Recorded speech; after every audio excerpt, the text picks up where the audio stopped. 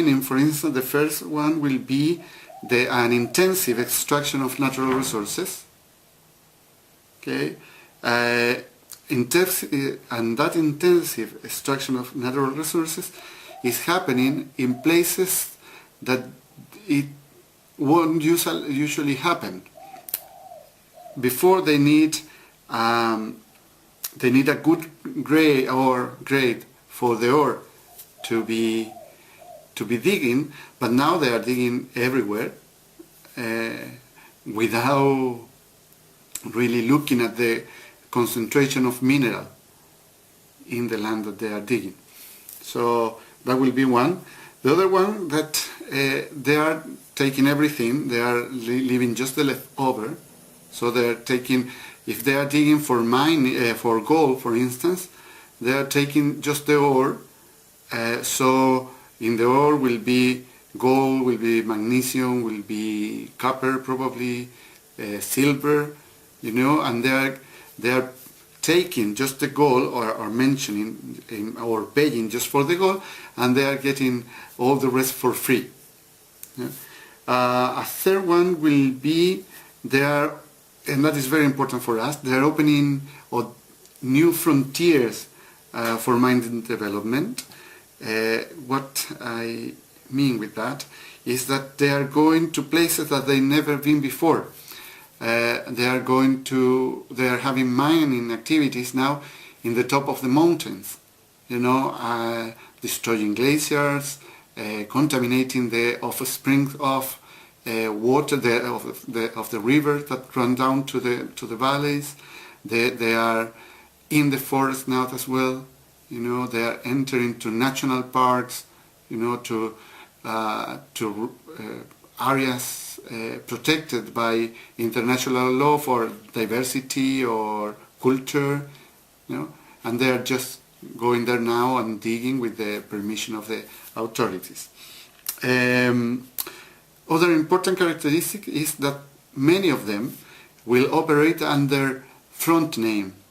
They will create a company in the country, and they will make a lot of investment through that company.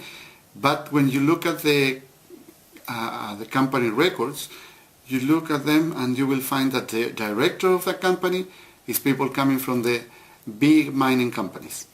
Okay,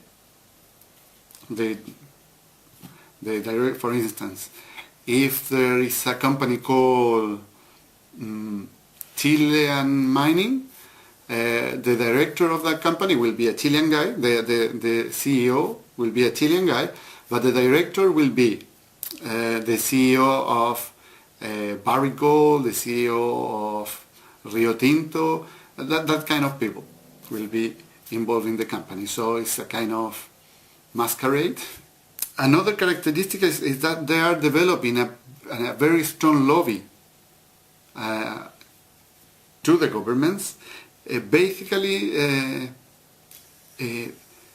because the free trade agreement that the government has signed with the countries where this investment are coming from. So, and also they are using as a strategy to create conflict in the communities, so the community will be divided, so they won't be really strong to defend their rights. So they, in a sense, they buy one of the local leaders and put that leader against the other leaders that are against the mining company, or they will buy a very important